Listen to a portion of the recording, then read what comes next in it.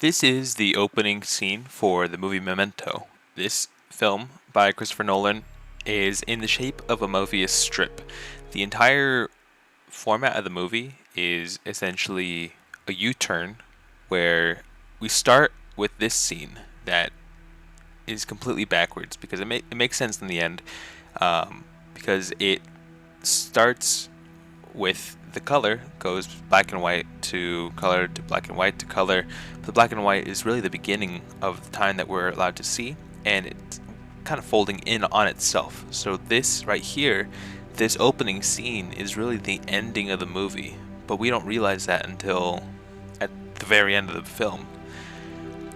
And so right here we see the Polaroid of Teddy.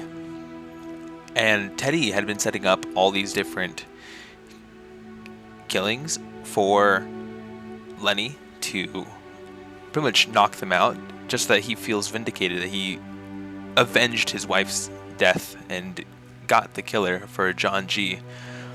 And unfortunately for Teddy, his name was also a John G. And so this picture really represents the other pictures of when he had killed the real John G, quote unquote. Lenny can only remember things in short time intervals.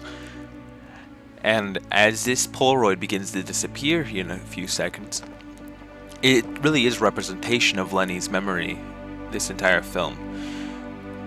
We're going backwards because really all of the color portions of this film are backwards in the order. We see it, of course, we're not going to have the entire dialogue backwards, but we see back and forth. Each scene is just split up, but where it would be continuous, it's discontinuous because it's right before. Lenny throughout the film keeps his memories by writing down things on the different Polaroids, and we don't see what he ends up writing down on this Polaroid, but I'm sure that he's probably going to say John G or something.